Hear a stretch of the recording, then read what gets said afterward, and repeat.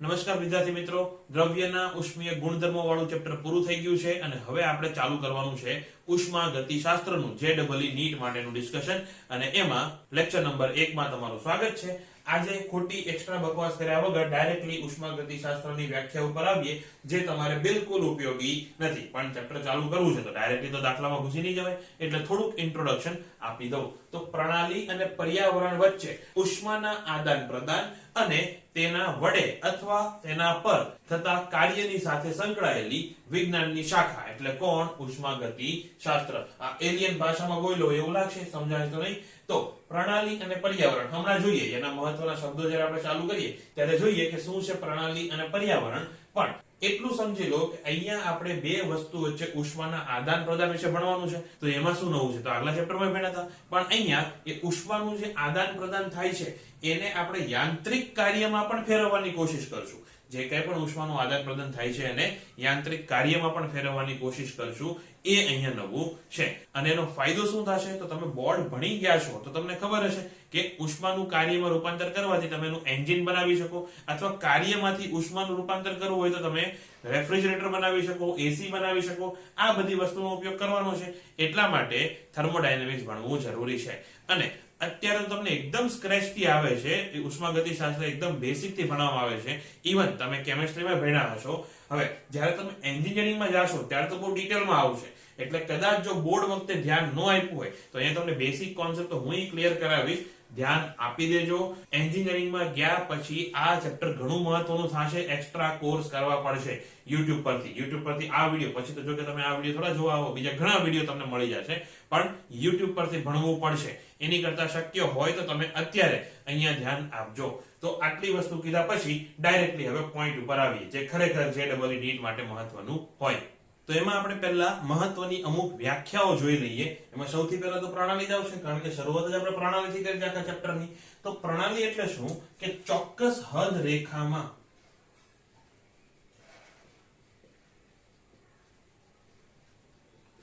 રહેલા કણોનું તંત્ર। શું? ચોક્કસ હદ રેખામાં રહેલા કણોનું તંત્ર। કણમાં શું હોઈ શકે? અણુ, પરમાણુ, કંઈ પણ હોઈ શકે। અને પર્યાવરણ એટલે પ્રણાલીની બહારની કોઈ પણ વસ્તુ,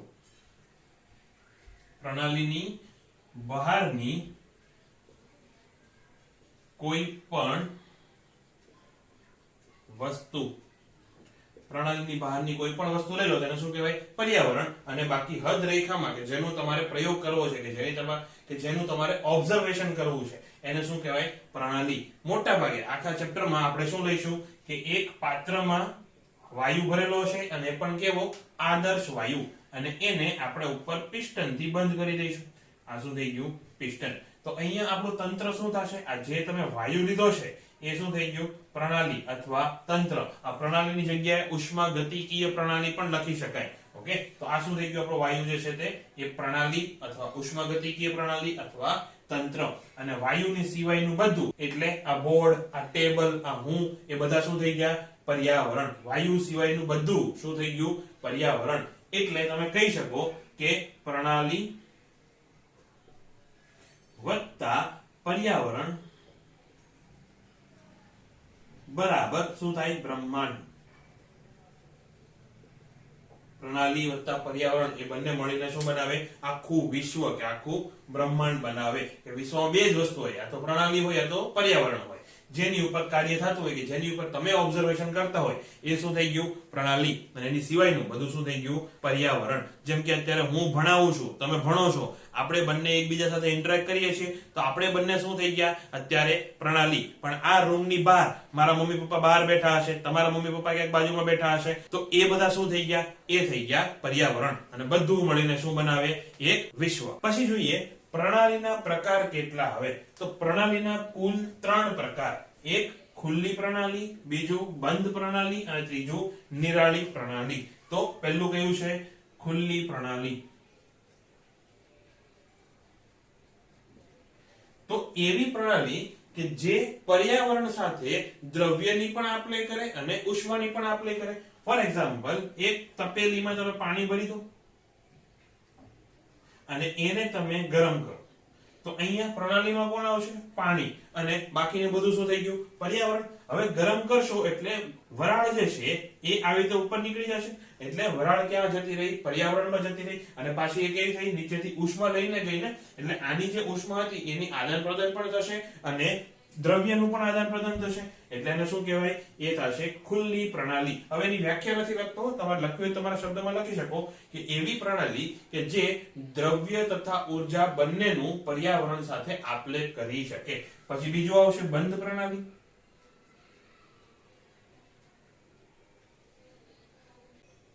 તો બંધ પ્રણાલી એટલે એવી પ્રણાલી કે જેમાં દ્રવ્યની આપલે ના થઈ શકે, ઉષ્માની આપલે થઈ શકે. ફરીથી એ જ પાત્ર લઈ લો, પણ તપેલીની બદલે કુકર લઈ લો.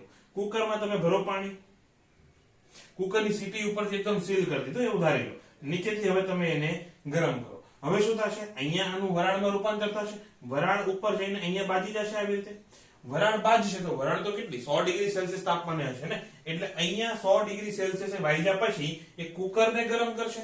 હવે કુકર ઉપર જો તમે બાય ચાન્સ રોટલી શેકી શકો, ફરીથી કહું છું, કુકર ઉપર જો આવી રીતે ગરમ થયેલા કુકર ઉપર જો તમે રોટલી શેકો તો તમે શું કર્યું કે નીચે પાણીમાંથી ઉર્જા તો લીધી, પણ એમાંથી પાણી લીધું નથી. તો આ કેવી પ્રણાલી થઈ ગઈ? એ થઈ ગઈ બંધ પ્રણાલી. તો ફરીથી ખુલ્લી પ્રણાલી એટલે શું? કે એવી પ્રણાલી જે દ્રવ્ય અને ઉષ્મા બંનેની આપલે કરી શકે, જ્યારે બંધ પ્રણાલી એટલે ફક્ત ઉષ્માની આપલે કરી શકે, દ્રવ્યની આપલે કરી શકે નહીં. અને ત્રીજું છે નિરાળી પ્રણાલી. નિરાળી નહીં, નિરાળી.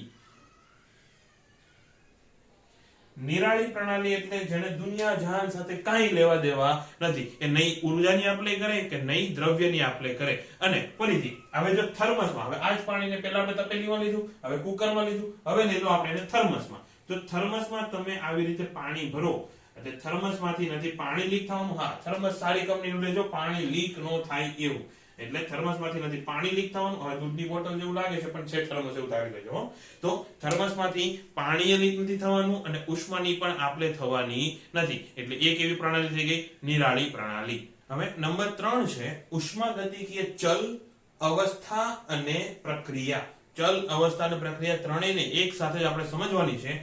તો ઉષ્માગતિકીય ચલ એટલે શું? તો આપણે જે ઉષ્માગતિકીય પ્રણાલી લીધી એના જે આંતરિક ચલ હોય, જેમ કે દબાણ છે, કદ છે, તાપમાન છે, આંતરિક ઉર્જા છે, અથવા એમના મોલની સંખ્યા છે, આ બધું શેમાં આવશે? ચલમાં આવશે. હવે કોઈ પણ સમયે એ જે કંઈ પણ ચલનું મૂલ્ય હોય, આ બધા ચલનું જે કંઈ પણ મૂલ્ય હોય એને શું કહેવાય? અવસ્થા. અને મોટા ભાગે આપણે અવસ્થા શેની ઉપર દર્શાવીએ? જો આપણે એને ચિત્રાત્મક રીતે રજૂ કરવી હોય તો મોટા ગ્રાફ એને ગ્રાફ ઉપર દર્શાવવામાં આવે, અને એ પણ શેમાં? તો કે પીવી ગ્રાફમાં. મોટા ભાગે આપણે એને પીવી ગ્રાફમાં દર્શાવીએ. એટલે પીવી કર્વને અથવા પીવી વક્રને શું કહેવાય? સૂચક આકૃતિ, સૂચક અથવા નિર્દેશક. સૂચક અથવા નિર્દેશક આકૃતિ એને કહેવાય, ઇન્ડિકેટર ડાયાગ્રામ. અને ધારો કે કોઈ સમયે અથવા કોઈ ક્ષણે પ્રણાલીની અવસ્થા આવી કઈક છે કે આ બિંદુએ એનું કદ છે, એનું દબાણ છે P1, કદ છે V1 અને તાપમાન છે T1. બાકી મોલ અને એમાં આપણે અત્યારે પડવું નથી, અથવા ઉષ્મા આંતરિક ઉર્જા જે છે એ ડેલ્ટા U અથવા U1 ધારો કે એવું કંઈ છે. તો આ શું થઈ ગયું? એની કોઈ અવસ્થા થઈ ગઈ. ફરીથી એક અવસ્થા શું છે? P1, V1, T1 અને આંતરિક ઉર્જા અને મોલની સંખ્યા એ રીતે દર્શાવે. મોટા ભાગે આપણે PVT નો ઉપયોગ કરશું. અને બીજી કોઈ અવસ્થા છે અહીંયા P2, V2 અને T2. દબાણ પણ વધી ગયું, દેખાય છે? સોરી, દબાણ ઘટી ગયું. પહેલા દબાણ કેટલું હતું? P1, P ગ્રાફ ઉપર છે ને, અને પછી દબાણ ઘટ્યું એટલે y અક્ષ ઉપર તમે નીચે આવ્યા એટલે દબાણ કેટલું થયું? P2. અને કદ આપણે વધાર્યું. તો આવી કઈ બે અવસ્થા આપણે લીધી. હવે એક અવસ્થામાંથી બીજી અવસ્થામાં તમે જે રીતે જાઓ એને કહેવાય પ્રક્રિયા. ફરીથી પહેલા શું જોયું? ચલ. ચલમાં શું આવે? PVT, મોલની સંખ્યા અને આંતરિક ઉર્જા. અને એનું કોઈ પણ ક્ષણે જે કાંઈ પણ મૂલ્ય હોય એને કહેવાય કોઈ અવસ્થા.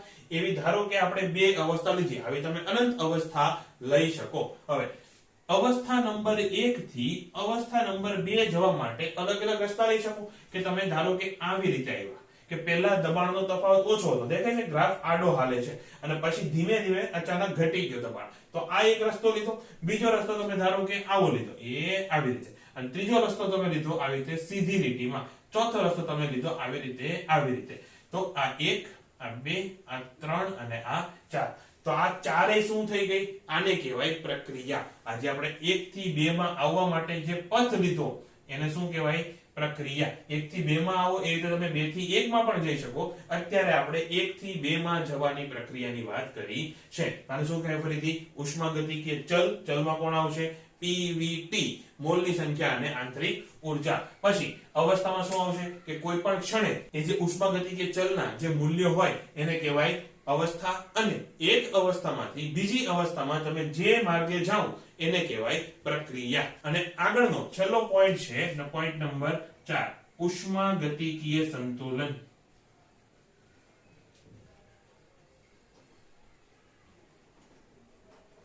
શું છે? ઉષ્માગતિકીય સંતુલન. ફરીથી બહુ મહત્વનું, આમાંથી એમસીક્યુ તમને ડાયરેક્ટ પૂછી શકે કે જ્યારે કોઈ બે પદાર્થ વચ્ચે ઉષ્માની આપ-લે થતી હોય નહીં. Conditions applied. કન્ડિશન અપ્લાઈડ કેમ કીધું? ધારો કે હું છું અને એક આપણે જે ચંદ્રયાન મોકલ્યું છે ચંદ્ર ઉપર એ છે. મારી અને ચંદ્રયાન વચ્ચે કોઈ પણ જાતની ઉષ્માની આપ-લે થાય છે ખરી? નથી થતી. તો શું અમે બંને ઉષ્માગતિકીય સંતુલનમાં છીએ? ના. તો કેવું સંતુલન? સંતુલન ક્યારે કહેવાય? કે જ્યારે બે પદાર્થ એકબીજાના સંપર્કમાં હોય.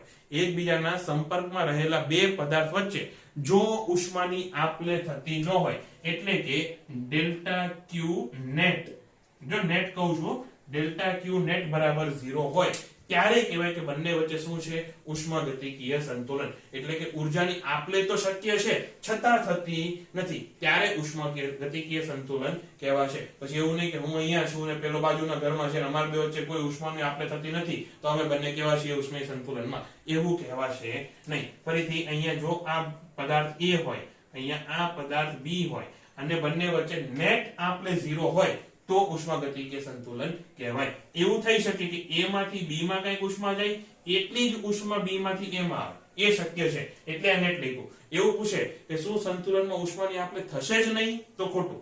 સંતુલનમાં ઉષ્માની આપ-લે થશે, પણ જેટલી આપ-લે A માંથી B માં થાય એટલું જ B માંથી A માં પણ જશે. એટલે કુલ ઉષ્માની આપ-લે શૂન્ય. અને આવું ક્યારે થાય? ક્યારે નેટ શૂન્ય થાય? જ્યારે TA બરાબર TB હોય ત્યારે. એટલે ઉષ્માગતિકીય સંતુલનની આવશ્યક શરત શું છે? આ છે આવશ્યક શરત. આ શું છે? આવશ્યક શરત. શું? કે બે પદાર્થના તાપમાન સમાન હોવા જોઈએ. જો તાપમાન અસમાન હશે તો નેટ ઉર્જાનો ફ્લો ક્યાં હશે? ઊંચા તાપમાનથી નીચા તાપમાન તરફ. તો આ થઈ ગયું ઉષ્માગતિકીય સંતુલન. હવે ઉષ્માગતિશાસ્ત્રનો શૂન્ય ક્રમનો નિયમ. ઉષ્માગતિશાસ્ત્રનો શૂન્ય ક્રમનો નિયમ કોની ચર્ચા કરે છે? એ ચર્ચા કરે છે સંતુલનની. અને એ પણ કયું સંતુલન? ઉષ્માગતિકીય સંતુલન. હવે ન્યૂટન ડાયો હતો, એને જે નિયમ આપ્યા, પહેલો નિયમ, બીજો નિયમ અને ત્રીજો નિયમ, એવી રીતે નિયમ આપ્યા. ઉષ્માગતિશાસ્ત્ર વાળા લોકોને હું ઘૂરી ચડી હતી કે 0, 1, 2 એવી રીતે નિયમ આપ્યા. તો એનું કારણ એવું છે કે પહેલા પ્રથમ નિયમ જ હતો, પછી બીજો નિયમ આપ્યો. પણ પછી જોયું કે ત્રીજો નિયમ કહેવાને બદલે આ જે નિયમ છે એને ત્રીજો નિયમ કહેવાને બદલે 0મો નિયમ કહેવો વધારે ઉચિત છે. શું કામ? કારણ કે એ વધારે ફંડામેન્ટલ હતો. કે પહેલા નિયમ કરતાંય વધારે મૂળભૂત નિયમ કયો છે? શૂન્ય ક્રમનો નિયમ. એટલે કારણ કે પહેલો નિયમ આવી ગયો તો એટલે પછી આને કયો કીધો? શૂન્ય ક્રમનો નિયમ કીધો. હજી જો તમે વધારે ફંડામેન્ટલ, આની કરતાંય વધારે ફંડામેન્ટલ નિયમ શોધી દો તો એને આપણે માઇનસ પ્રથમ નિયમ કહીશું. પણ અત્યારે આપણે 0 થી કામ ચલાવીએ. તો ઉષ્માગતિશાસ્ત્રનો શૂન્ય ક્રમનો નિયમ શું કે એકદમ ગાંડા જેવો નિયમ છે, નાના છોકરાને ખબર પડે એવો નિયમ છે કે જો બે પદાર્થ છે, આ A અને આ B, એ બે પદાર્થ એકબીજા સાથે ઉષ્મીય સંતુલનમાં છે. એટલે એનો મતલબ શું? કે TA બરાબર TB હશે.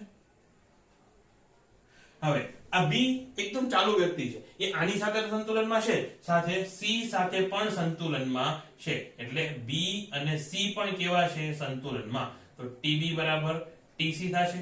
એટલે જો A બરાબર B હોય અને B બરાબર C હોય તો ગણિતમાં પણ આવે કે A બરાબર C થશે. એટલે કે જો બે પદાર્થ સંતુલનમાં હોય અને એમાંનો એક પદાર્થ બીજા કોઈ પદાર્થ સાથે સંતુલનમાં હોય તો આ અન્ય પદાર્થ છે એ પણ ત્રીજા પદાર્થ સાથે સંતુલનમાં હશે. વિધાન લખવાની જરૂર નથી, ડાયરેક્ટલી લખી નાખો કે જો TA બરાબર TB અને TB બરાબર TC હોય તો TA બરાબર TC થશે. TA બરાબર Tc એટલે કે જો B એ A સાથે સંતુલનમાં હોય અને C સાથે સંતુલનમાં હોય એનો મતલબ A અને C પણ એકબીજા સાથે ઉષ્મીય સંતુલનમાં હશે. અને આની સાથે થોડીક એક્સ્ટ્રા વાત કરી દઉં કે થર્મોડાયનેમિક્સમાં જ્યારે આપણે સંતુલનની વાત કરશું ત્યારે આવશ્યક શરતમાં શું આવે છે કે તાપમાન બંનેના સમાન હોવા જોઈએ. એવી રીતે મિકેનિક્સમાં જ્યારે તમે સંતુલનની વાત કરશો ત્યારે શું આવશ્યક શરત છે કે કુલ બળ પણ 0 થવું જોઈએ અને કુલ ટોર્ક પણ 0 થવું જોઈએ. ફરીથી ઉષ્માગતિશાસ્ત્રમાં આવશ્યક શરત કે તાપમાન સરખા થવા જોઈએ. મિકેનિક્સમાં આવશ્યક શરત કે કુલ બળ બરાબર 0, F net બરાબર 0 અને કુલ ટોર્ક બરાબર પણ 0. જો આવું થાય તો મિકેનિકલી સંતુલનમાં છે એવું કહેવાય. હવે આગળ છે ઉષ્માગતિશાસ્ત્રનો પ્રથમ નિયમ. ઉષ્માગતિશાસ્ત્રનો પ્રથમ નિયમ એ ઊર્જા સંરક્ષણનો નિયમ જ છે. ઊર્જા આ બધું એમસીક્યુ માટે હો. ઊર્જા સંરક્ષણનો નિયમ એટલે કે ઊર્જા સંરક્ષણના નિયમનું ગાણિતિક રૂપ જો પૂછે તો એ કોણ થશે? ઉષ્માગતિશાસ્ત્રનો પ્રથમ નિયમ. અને શું કે ડેલ્ટા Q બરાબર ડેલ્ટા U વત્તા ડેલ્ટા W. ડેલ્ટા Q એટલે તમે તંત્રને આપેલી અથવા તંત્રમાંથી લીધેલી ઊર્જા. ડેલ્ટા U એટલે તંત્રની આંતરિક ઊર્જામાં થતો વધારો કે ઘટાડો. આંતરિક ઊર્જા નથી કહેતો, આંતરિક ઊર્જાનો વધારો કે ઘટાડો એટલે કે આંતરિક ઊર્જાનો ફેરફાર. અને ડેલ્ટા W એટલે તંત્ર વડે અથવા તંત્ર પર થતું કાર્ય. એના માટે આ એક તંત્ર ઉપર ધ્યાન આપો કે આપણી પાસે ફરીથી એક પાત્ર છે, એમાં આદર્શ વાયુ ભરેલો છે અને ઉપર શું રાખ્યું છે? પિસ્ટન. અને નીચેથી તમે ઉષ્મા આપી શકો એટલા માટે આપણે ગરમ કરી શકીએ એવું કંઈક બર્નર જેવું રાખેલું છે. તો આ શું છે? ઉષ્મા. તો એક એક પદની સ્ટેપ બાય સ્ટેપ ચર્ચા કરીએ. તો પહેલા આવશે ઉષ્મા અથવા ડેલ્ટા Q. ફરીથી હવે લખતો નથી. ઉષ્મા એટલે શું કે તંત્રને અપાતી અથવા તંત્રએ મુક્ત કરેલી ઉષ્મા. આને ગરમ કરવાને બદલે ધારો કે તમે બરફમાં મૂકી દો તો શું થશે? ઉષ્મા મુક્ત કરશે. તો ત્યારે ડેલ્ટા Q કેવું આવશે?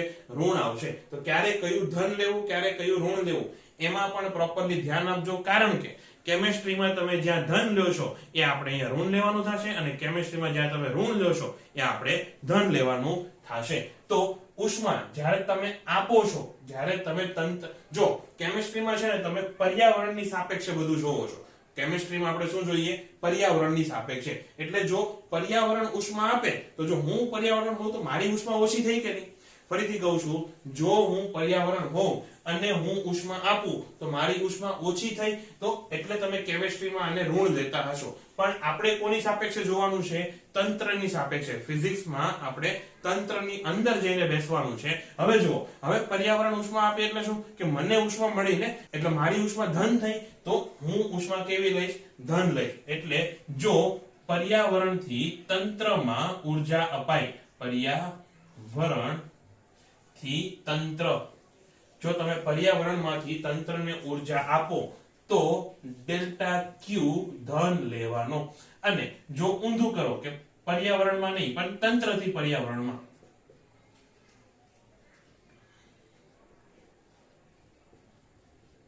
તો ડેલ્ટા Q ઋણ લેવાનો. એટલે કે જો તંત્ર ઉષ્મા શોષે તો ધન, જો તંત્ર ઉષ્મા મુક્ત કરે તો ઋણ. આ યાદ રાખજો. અને જો ઉષ્માની આપલે થતી ન હોય તો એવી પ્રક્રિયાને કહેવાય સમોષ્મી પ્રક્રિયા. એ આપણે જ્યારે પ્રક્રિયાના પ્રકાર જોઈએ ત્યારે ડિટેલમાં જોઈશું. અત્યારે એટલું યાદ રાખો કે સમોષ્મી પ્રક્રિયા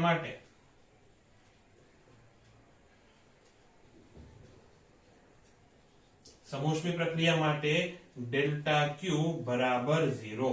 ડેલ્ટા Q ધન ક્યારે? ઉષ્મા શોષે ત્યારે. ડેલ્ટા Q ઋણ ક્યારે? ઉષ્મા મુક્ત કરે ત્યારે. અને ડેલ્ટા Q 0 ક્યારે? સમોષ્મી પ્રક્રિયા હોય ત્યારે. આ વસ્તુ ડેલ્ટા Q માટે યાદ રાખવાની છે.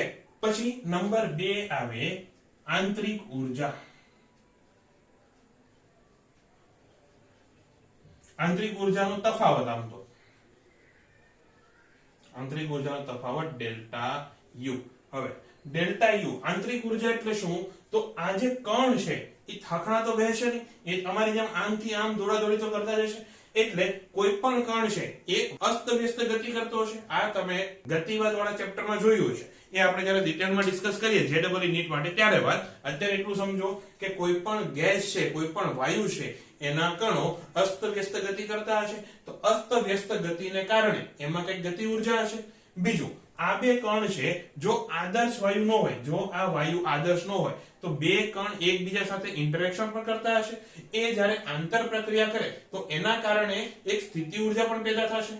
ફરીથી કહું છું, ગતિ ઉર્જા થશે કોના કારણે? અસ્તવ્યસ્ત ગતિના કારણે. અને બે કણ વચ્ચેની આંતર પ્રક્રિયાને કારણે સ્થિતિ ઉર્જા પણ પેદા થશે. તો એ કુલ ઉર્જા મળે એટલે કે કુલ ગતિ ઉર્જા અને કુલ સ્થિતિ ઉર્જા એ ટોટલ એટલે કોણ? આંતરિક ઉર્જા. અને એમાં વધારો કે ઘટાડો થાય તો ચલો અહીંયા આપણે આંતરિક ઉર્જા જ રાખો, અને એમાં વધારો કે ઘટાડો થાય એને કહેવાય ડેલ્ટા યુ. આ છે યુ. આંતરિક ઉર્જા કોના કારણે કઈ ગતિ કીધી? મેં ચોક્કસ કીધું હતું કે અસ્તવ્યસ્ત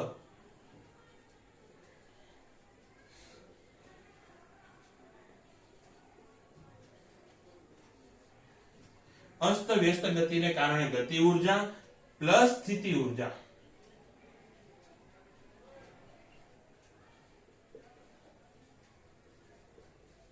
અને પણ કોનું? તો કે કણોની.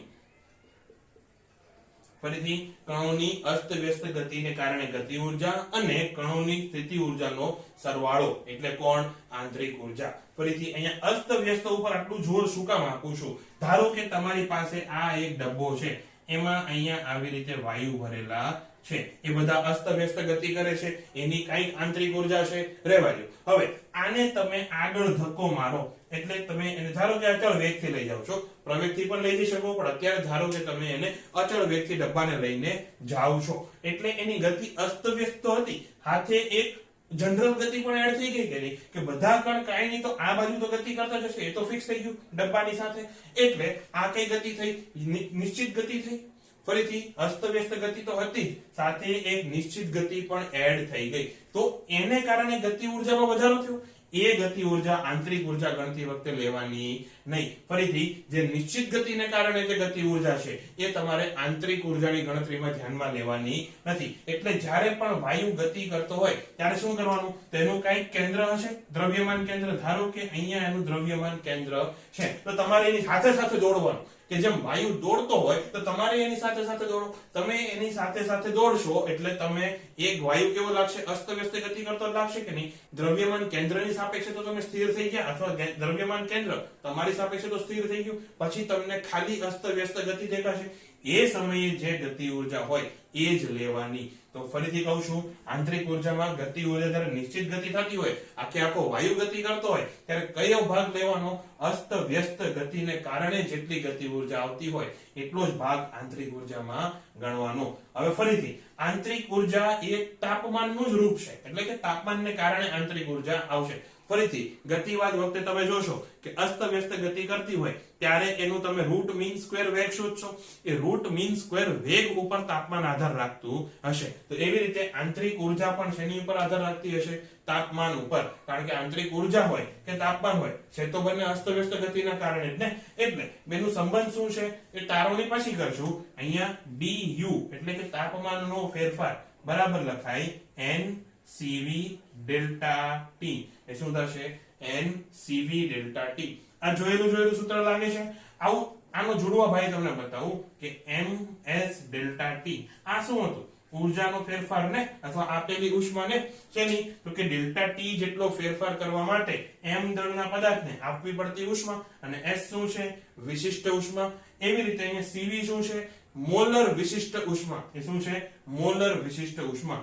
n શું છે? એ છે મોલની સંખ્યા, અને t શું છે? તાપમાનનો ફેરફાર. અહીંયા d લીધું છે એટલે અહીંયા તમારે dt લખવું પડશે. એટલે NCV dt. અને જ્યારે આપણે મોલર ઉષ્મા જોઈતી, મોલર સ્પેસિફિક ઉષ્મા જોઈતી, ત્યારે મેં તમને કીધું હતું કે એના બે પ્રકાર છે, CV અને CP. CV એટલે શું? તો કે અચળ કદે મોલર વિશિષ્ટ ઉષ્મા, અને CP એટલે અચળ દબાણે મોલર વિશિષ્ટ ઉષ્મા. જ્યાં du શું છે? n કયો આવશે? CV આવશે. ઓકે, અચળ કદે મોલર વિશિષ્ટ ઉષ્મા લેવાનું છે. તો હવે તમે આ જોઈને કહી શકો કે du ધન ક્યારે હશે અને du ઋણ ક્યારે હશે? જ્યારે dt ધન હોય ત્યારે du ધન, જ્યારે dt ઋણ હોય ત્યારે du ઋણ. એટલે કે જ્યારે તાપમાન વધતું હોય ત્યારે du ધન, અને જ્યારે તાપમાન ઘટતું હોય ત્યારે du ઋણ. તો dt greater than 0, તો એ સમયે du greater than 0 આવું થશે. અને જ્યારે dt લેસ ધેન 0 એટલે કે જ્યારે તાપમાન ઘટતું હોય એ સમયે du લેસ ધેન 0. અને du 0 ક્યારે થશે? તો જ્યારે dt 0 હોય. dt 0 એટલે શું? dt 0 એવી પ્રક્રિયાને કહેવાય સમતાપી પ્રક્રિયા. સમતાપી પ્રક્રિયા. સમતાપી પ્રક્રિયામાં dt 0 એ સમયે du પણ 0. સમતાપી પ્રક્રિયામાં du પણ 0.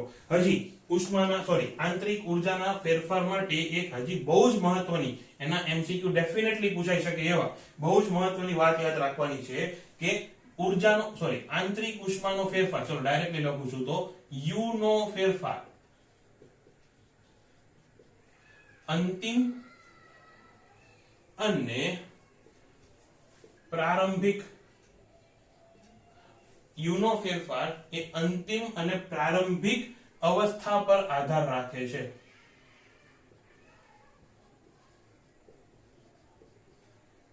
અથવા અવસ્થા પર આધારિત છે.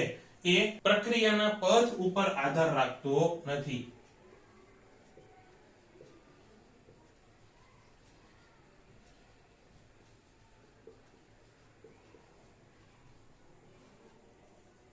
ફરીથી જે u નો ફેરફાર છે એટલે કે ડેલ્ટા u એ અંતિમ અને પ્રારંભિક અવસ્થા ઉપર જ આધાર રાખશે, પ્રક્રિયાના પથ ઉપર આધાર રાખતો નથી. શું મતલબ એનો? તો જો આપણે અવસ્થા આકૃતિ કોઈ દોરીએ, ધારો કે આવું કંઈક છે, અહીંયા p ગ્રાફ, અહીંયા v, p ગ્રાફ નહીં, અહીંયા p અક્ષ, અહીંયા v અક્ષ, એમાં બે અવસ્થા લઈ લો. આ એક અવસ્થા 1 અને આ અવસ્થા 2. ફરીથી સેમ આકૃતિ 1 થી 2 તમે આમ આવો, 1 થી 2 તમે આમ સીધી રેખામાં આવો, અથવા 1 થી 2 આ રીતે લખણ કરતા કરતા આવો, તો પણ u નો ફેરફાર કેવો આવશે? ત્રણેય પ્રક્રિયા દરમિયાન, પ્રક્રિયા A, પ્રક્રિયા B અને પ્રક્રિયા C દરમિયાન u નો ફેરફાર તો સમાન જ રહેશે.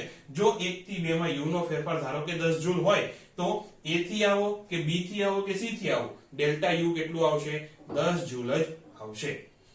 એટલે કે ચક્રીય પ્રક્રિયા જ્યારે હોય,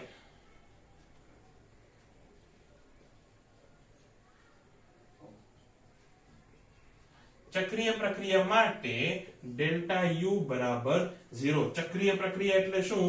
તો ફરીથી આ 1, અહીંયા ધારો કે અવસ્થા 1, અહીંયા અવસ્થા 2. 1 થી 2 તમે આમ આવ્યા અને 2 થી 1 પાછા તમે જતા રહ્યા, ગમે એ રીતે 2 થી 1 પાછા જતા રહ્યા, તો આખી પ્રક્રિયા જે છે એને શું કહેવાય? ચક્રીય પ્રક્રિયા. એટલે હું પહેલા ક્યાં હતો? 1 પર હતો, ફરીને પાછો ક્યાં આવ્યો? 1 પર આવ્યો. જો u નો ફેરફાર અવસ્થા ઉપર આધાર રાખતો હોય તો મેં મારી અવસ્થા બદલી? ના, પહેલા 1 ઉપર હતો, હજી 1 ઉપર છું. તો જો અવસ્થામાં ફેરફાર આવે નહીં તો પછી u માં ફેરફાર આવશે નહીં. એટલે ચક્રીય પ્રક્રિયા માટે ડેલ્ટા u બરાબર 0. અને આ વસ્તુ MCQ માટે મહત્વની. હવે આ ટોપિકનો મેઇન વિલન એટલે કે બહુ મહત્વની થિયરી એટલે કોણ? કાર્ય. અને કાર્ય કોના દ્વારા લેવાનું? તો કે તંત્ર દ્વારા થતું કાર્ય એટલે કે વાયુ દ્વારા થતું કાર્ય ગણવાનું. કેમિસ્ટ્રીમાં શું કરીએ છીએ? વાયુ પર થતું કાર્ય આપણે લઈએ છીએ, અથવા પર્યાવરણ દ્વારા થતું કાર્ય લઈએ છીએ.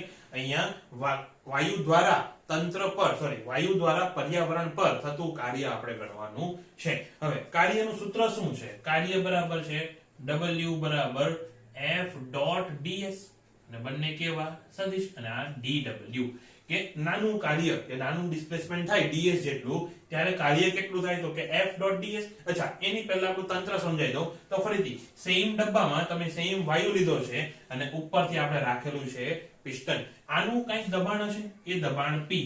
દબાણ કેટલું? P. અને દબાણને કારણે પિસ્ટન ઉપર બળ લાગતું હશે. એના માટે તમે આપણું તરલ વાળું ચેપ્ટર યાદ કરો કે આજુબાજુમાં જે કાંઈ પણ તરલ છે એમાં તમે કોઈ સમતલ મૂકો તો એની ઉપર દબાણ અને દબાણને કારણે બળ કઈ દિશામાં લાગે? તો ધારો કે આ વાયુ છે, એની ઉપર હું આવી રીતે સમતલ મૂકું તો બળ કઈ રીતે લાગે? તો કે સમતલને લંબ, એટલે બળ લાગશે આ દિશામાં, અહીંથી આવી રીતે. જો હું સમતલને આવી રીતે મૂકું તો બળ લાગશે આ દિશામાં. એટલે કે તરલની અંદર મૂકેલા સમતલ ઉપર તરલના દબાણને કારણે બળ ક્યાં લાગે? તો કે સમતલને લંબ દિશામાં. તો અહીંયા બળ ક્યાં લાગશે? સીધી વાત છે, ઉપર તરફની દિશામાં. તો આપણે બળ પહેલા બતાવી દઈએ. તો બળ ક્યાં લાગશે? એ લાગશે આવી રીતે. આ શું છે? આ છે સદિશ બર્ફ, સદિશ F. ઓકે, બળ. હવે ds કઈ દિશામાં છે એ આપણે શોધવું પડશે. તો પહેલા ધારો કે કદ વધે છે. અચ્છા, એની પહેલા હજી થોડીક એક્સ્ટ્રા વાત કરી લઈએ કે f.ds માં હું આવી રીતે લખી શકું કે pa, f એટલે શું, pa અને ds cos થીટા. f.ds એટલે f ds cos થીટા અને બળ અને f બરાબર શું થશે, pa, કે જે દબાણ p હોય, આ પિસ્ટનનું ક્ષેત્રફળ a હોય, તો બળ કેટલું થશે, pa. હવે આ જુઓ તો a ds શું છે. અચ્છા, ds શું છે, એ ધારો કે પિસ્ટન ds જેટલું ઉપર કે નીચે ખસે છે, ds જેટલું ઉપર કે નીચે ખસે ત્યારે a ds એટલે શું, એના કદમાં થતો વધારો કે ઘટાડો ને. આ સમજાય છે. ફરીથી કહું છું, ધારો કે આ આપણું પાત્ર છે, એમાં પહેલા પિસ્ટન આટલે ક્યાંક હતું, હવે પિસ્ટન આટલે ક્યાંક આવ્યું, તો આ શું થઈ ગયું, ds થઈ ગયું આટલો ભાગ, અને એનું જો ક્ષેત્રફળ a હોય તો આટલા ભાગનું જે આ કદ જે બનશે એ શું થશે, કદમાં થતો વધારો થશે ને, a ગુણ્યા ds, એટલે આ શું થઈ ગયું, p dv cos થીટા. આને કહી દો પરિણામ નંબર 1. આ થઈ ગયું આપણું પરિણામ નંબર 1. હવે ધારો કે કદમાં વધારો થાય છે, તો પહેલા કદમાં વધારો થાય તો ds કઈ દિશામાં, ds ઉપરની દિશામાં, f પણ કઈ દિશામાં, ઉપરની દિશામાં. ફરીથી અહીંયા કદમાં વધારો, f તો ઉપર છે જ, એમાં તો કોઈ બદલાવ નથી, સાથે ds પણ ક્યાં છે, ઉપર તરફ છે, તો બંને વચ્ચે ખૂણો કેટલો, થીટા બરાબર 0. થીટા 0 હોય તો cos થીટા 1, એટલે dw બરાબર થશે pdv, અને કેવું હશે, 0 કરતા મોટું. કે જો કદમાં વધારો થાય ત્યારે થતું કાર્ય એ ધન હશે, અને કદમાં વધારો એટલે અહીંયા dv પણ ગ્રેટર ધેન 0 થશે. એવી રીતે જ્યારે કદમાં ઘટાડો થાય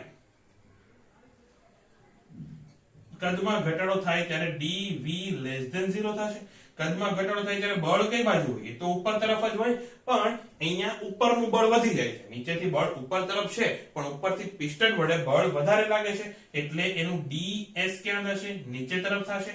f ઉપર ds નીચે, તો થીટા કેટલો, થીટા થશે -180 ડિગ્રી, સોરી માઈનસ નહીં, થીટા થશે 180 ડિગ્રી. થીટા 180 તો cos કેટલો, -1, તો થતું કાર્ય dw બરાબર કેટલું થશે, -pdv, એટલે કે લેસ ધેન 0.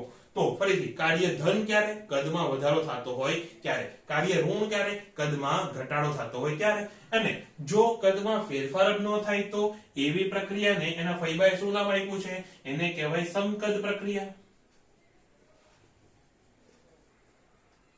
તો સમકદ પ્રક્રિયા માટે dv બરાબર 0 અને માટે dw બરાબર 0. સમકદ પ્રક્રિયા માટે થતું કાર્ય કેવું હશે, 0 હશે. અને બીજી એક વાત, જ્યારે તંત્ર કાર્ય કરતું હોય, એટલે કે જ્યારે કાર્ય કોના વડે થાય, તંત્ર વડે, એટલે ઉપર તરફ, ત્યારે આ ધન લેવાનું. તો અહીંયા લખી નાખો કે કાર્ય તંત્ર વડે,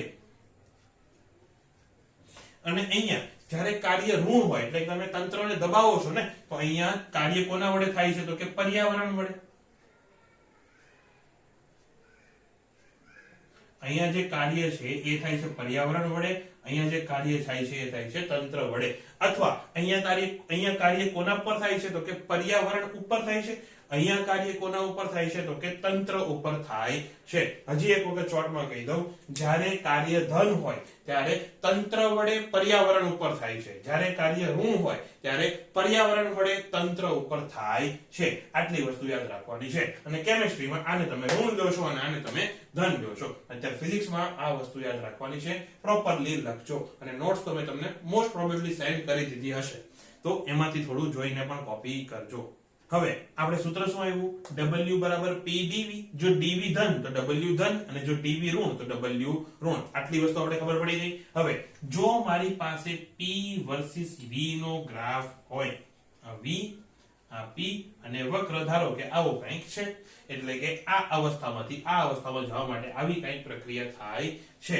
એટલે p dv એટલે શું, કે કોઈ પણ dv જેટલી પટ્ટી માટે, એટલે ધારો કે હું આટલી પટ્ટી લઈ લઉં કે જેની જાડાઈ કેટલી છે, dv, એની નીચેનો વિસ્તાર જો હું શોધું, એટલે મને આ અવસ્થાથી આ અવસ્થા, ધારો કે 1, ત્યાંથી આ અવસ્થા 2, કે અવસ્થા 1 થી અવસ્થા 2 માં થતું કાર્ય મળી જાય.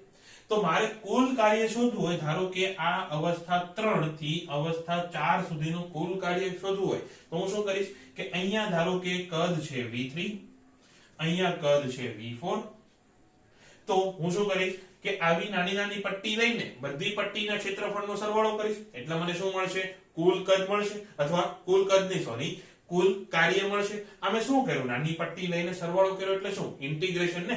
અચ્છા આ શું છે, dw છે, નાનું કાર્ય કારણ કે dv છે ને, અને કુલ કાર્ય કેટલું થશે, કુલ કાર્ય થશે ઇન્ટિગ્રેશન p dv, ક્યાંથી ક્યાં, તો કે v3 થી લઈને v4 સુધી, v3 થી લઈને v4 સુધી. તમારે જે કદ થી જે કદ સુધીમાં કાર્ય શોધવું હોય એ લિમિટ તમારે અહીંયા મૂકી દેવાની. અને PV ની નીચેનો વિસ્તાર એટલે કે PV વક્રની નીચેનું ક્ષેત્રફળ પણ શું આપે, કાર્ય આપે. એટલે આ શું થઈ ગયું કે PV વક્રની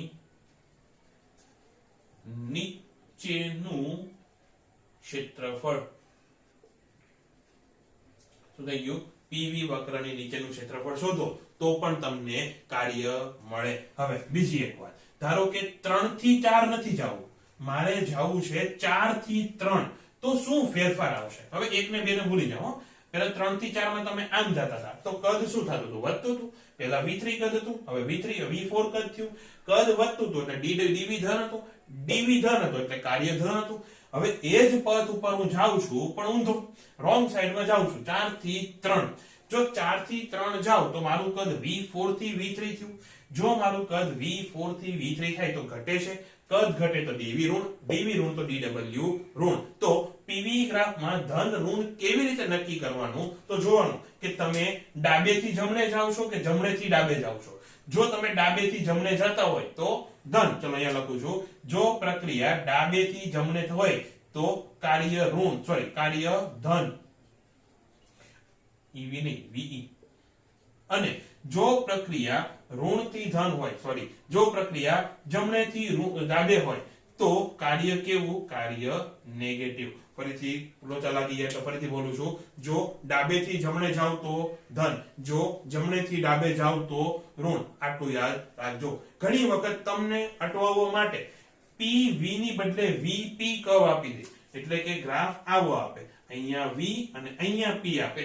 તો V પહેલા ક્યાં હતો, x અક્ષ ઉપર, એટલે આપણે ડાબે જમણે જોતા હતા. હવે V ક્યાં છે, y અક્ષ ઉપર, એટલે આપણે ઉપર નીચે જોવાનું. એટલે જો પ્રક્રિયા આવી હોય, જો નીચેથી ઉપર જાય તો કાર્ય ધન, અને જો ઉપરથી નીચે આવે તો કાર્ય ઋણ. આ વસ્તુ યાદ રહેશે.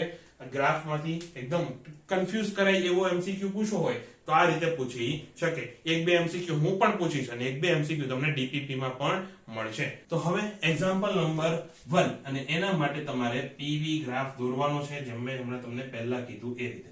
પ્રક્રિયા આવી કાંઈક છે, એ આ અહીંયા P, અહીંયા V. અને સવાલ એવો છે કે નીચે દર્શાવેલી પ્રક્રિયા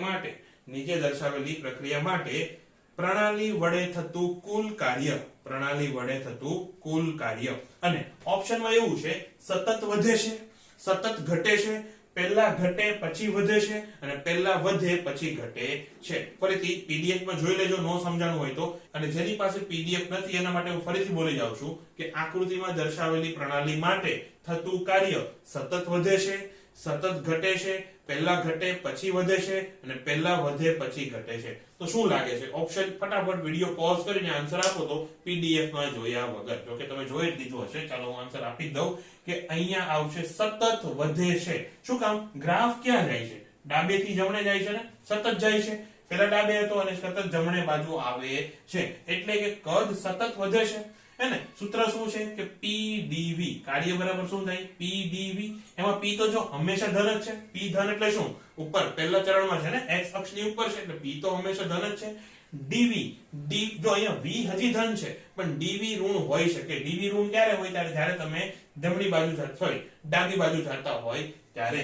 તો dv પણ અહીંયા ધન જ છે, હંમેશા તમે જમણેથી ડાબેથી જમણે જાઓ છો એટલે dv પણ ધન છે, પી પણ ધન છે એટલે સતત વધે છે, કાર્ય સતત વધે છે. એની કરતા જો આવો ગ્રાફ હોત તો એ આવી રીતે, તો કાર્ય સતત ઘટે છે હે ને, પેલા અહીંયા હતા, પછી કદ તમારું ધીમે ધીમે ઘટે જ છે એટલે કે ડીવી તમારો સતત ઋણ છે તો કાર્ય સતત ઘટે છે. પછી આવી રીતે ગ્રાફ આપે, અહીંયા પી, અહીંયા વી અને એ આમ.